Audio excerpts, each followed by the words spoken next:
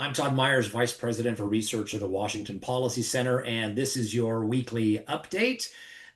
We are going to talk today about a number of different things, including education, school strikes, Washington's wasteful climate program, forest fires. There's been some smoke in the air, and we'll talk about why that is and what we can do. Some transportation problems that keep cropping up, and why Tacoma voters won't get a chance to vote on a big new minimum wage increase. So always remember, if you haven't liked and subscribed to this video, please do. As you can tell, I'm sitting in for Paul Guppy, who is usually here. So if you like me rather than Paul, please leave a message saying that.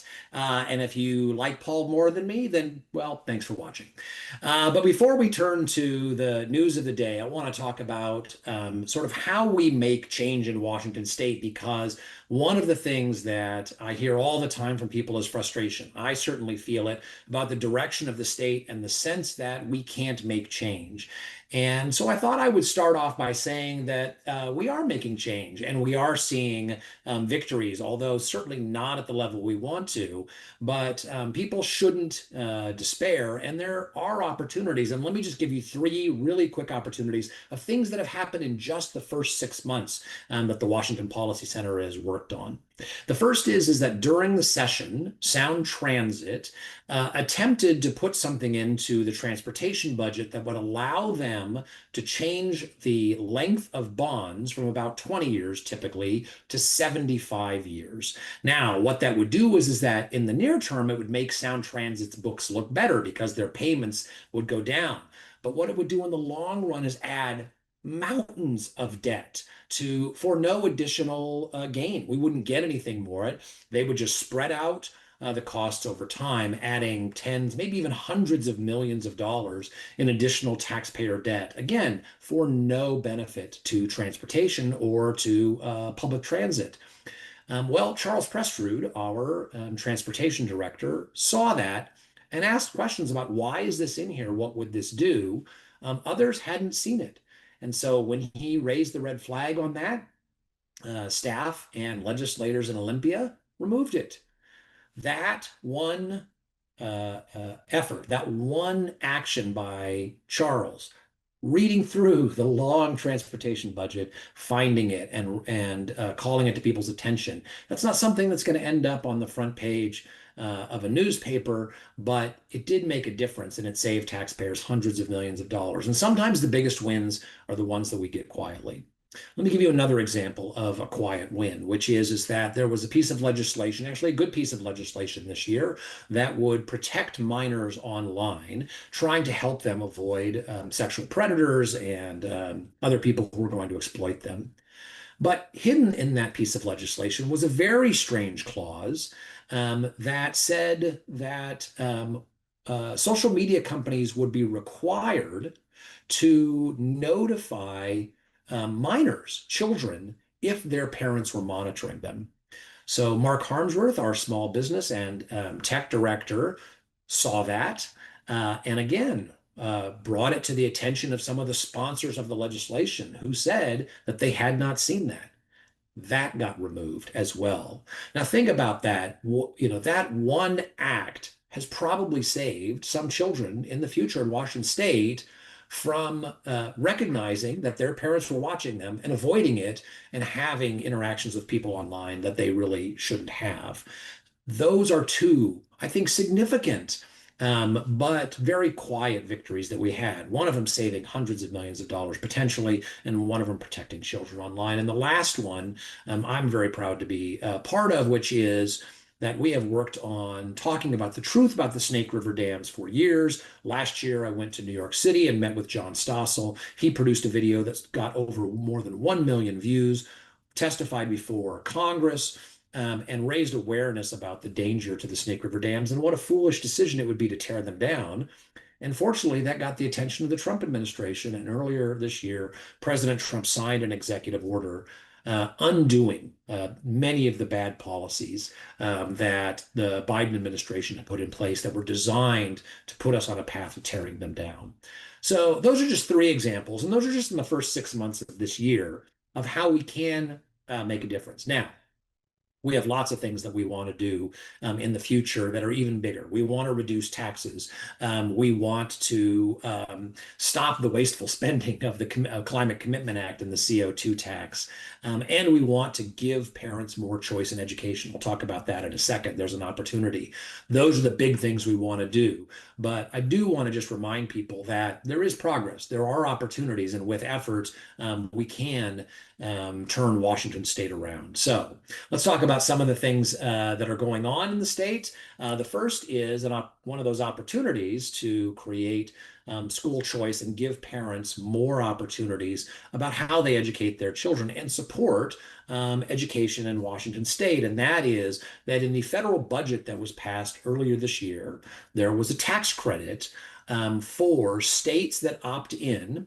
And so if you donate to what is called a scholarship granting organization, that you can get a tax credit for that, not even just a deduction, but a tax credit for that. And scholarship granting organizations are for both public and private schools. So for instance, in Ohio, where they have several scholarship granting organizations, one of them is dedicated to paying for full day kindergarten at a public school. So it doesn't have to be private.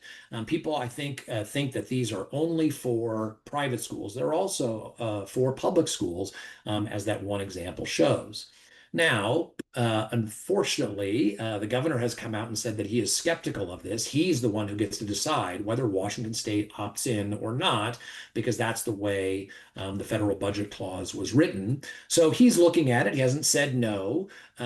What's interesting, though, is that Superintendent of Public Instruction Chris Reykdal doesn't trust the governor and actually came out with a statement this week asking the legislature to preempt the governor so that the governor can't opt us in. I think that's interesting that the Superintendent of Public Instruction is actually trying to undermine the governor's ability to make that decision.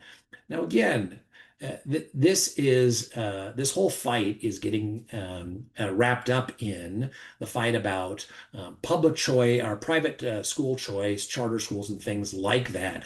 And I think it's interesting that Chris Reykdal is trying to do anything he can, even at the cost of additional funding for public schools, to shut down the opportunities that parents might have to give their kids the best education that they can find. And it is really needed, as we have noted in our report card for Washington's future. Washington state test scores over the past 10 years, while Chris Reykdal has been superintendent of public instruction, have consistently declined. And in fact, in the most recent test scores, Mississippi passed us in both reading and math.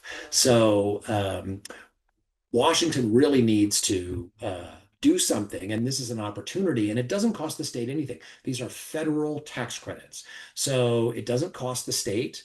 No Washington taxpayer dollars, or at least through the state, are going to go to it. So there's no reason for the governor not to opt in. And again, as I said, this would be a really good, it would be a good opportunity to find additional funding for public schools. Now, on public schools, there is some news, which is that the first school strike of the year has been announced.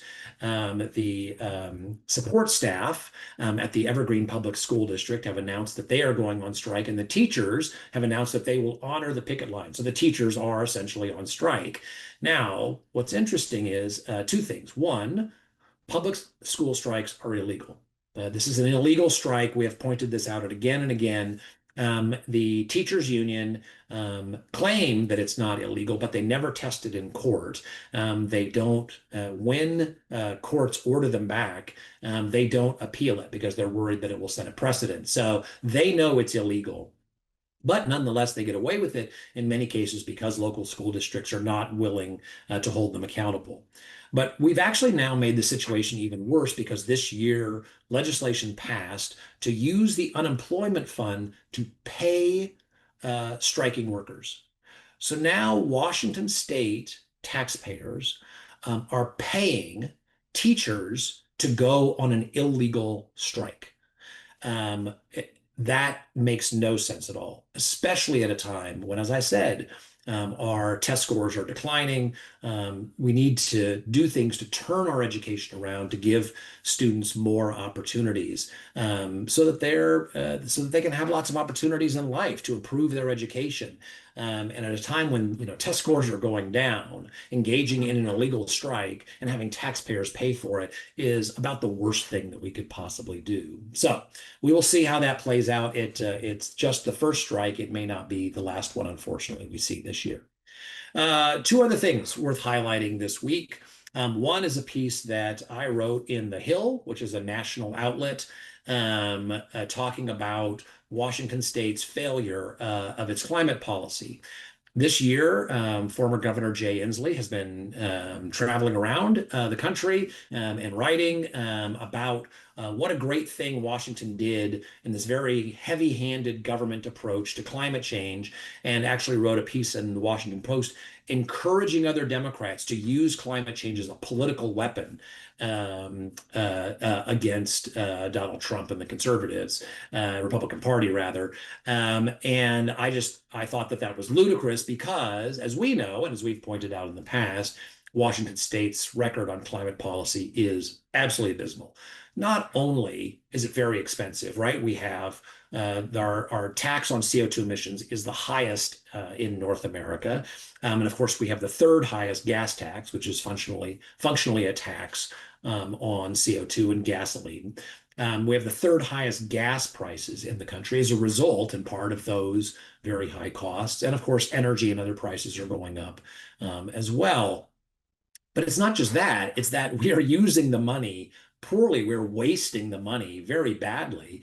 And the result is that despite spending billions of dollars on climate policy during his time in governor, Washington State's CO2 emissions increased every single year except 2020.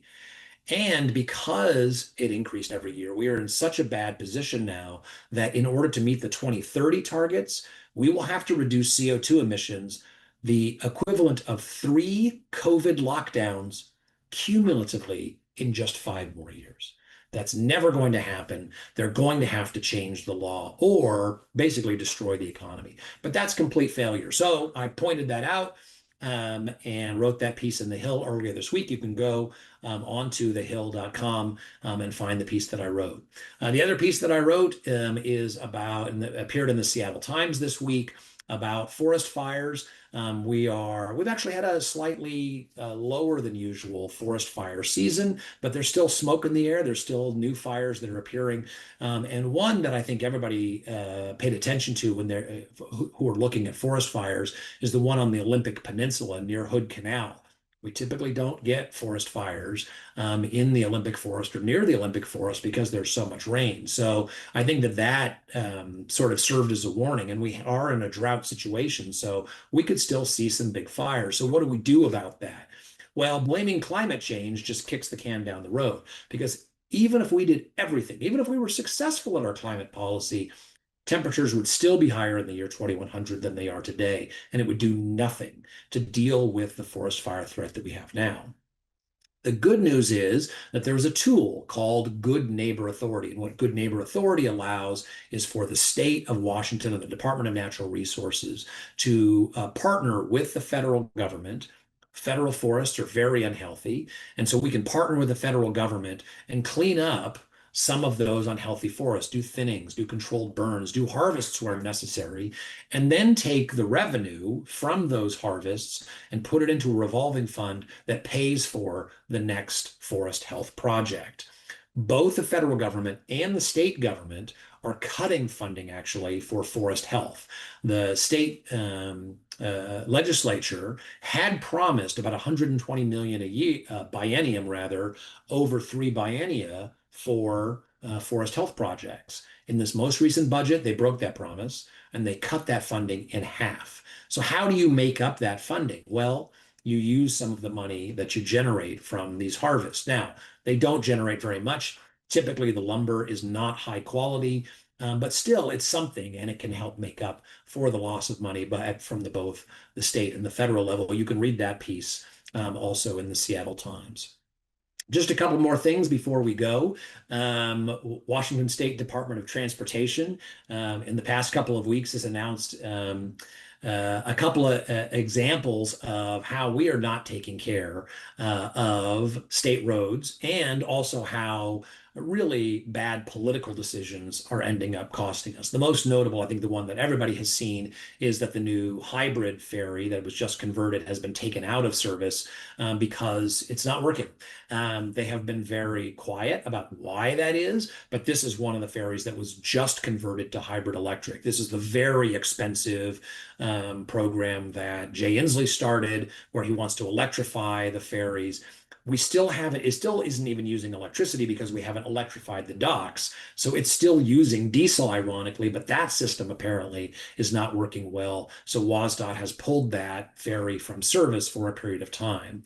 The other thing is that the Dan Evans Bridge has been closed down because it's in a state of decay, and so they're worried about the safety of it. And it's just more evidence that Washington, despite our very high gas taxes, third, as I said, third highest in the country, are not taking care of our roads. In our report card for Washington's future, you can see that the U.S. Department of Transportation ranks Washington's roads in the bottom half, I think actually the bottom quarter of the country in terms of the number of miles that need improvement. So we're taking a lot of taxes, but we're not getting what we paid for. And I think that what's going on with the Dan Evans Bridge is another example of that. Last thing I will mention is that voters in Tacoma won't have the opportunity to vote on the $20 per hour minimum wage, even though the signatures were collected. So the Democratic Socialists of America collected signatures to put the $20 minimum wage on the ballot in Tacoma. The city council actually voted to go ahead and do that, but they voted 3 days late. And so they didn't get it to the Pierce County auditor. The Pierce County auditor said you missed the timeline, and so it's not going to be on the ballot. Now the Democratic Socialists are actually suing the auditor, and I think also the city of Tacoma, for their failure. So, frequently when we are told that we need a government program for this or for that, the assumption is always made that if the government program is intended to do something, then it will do that.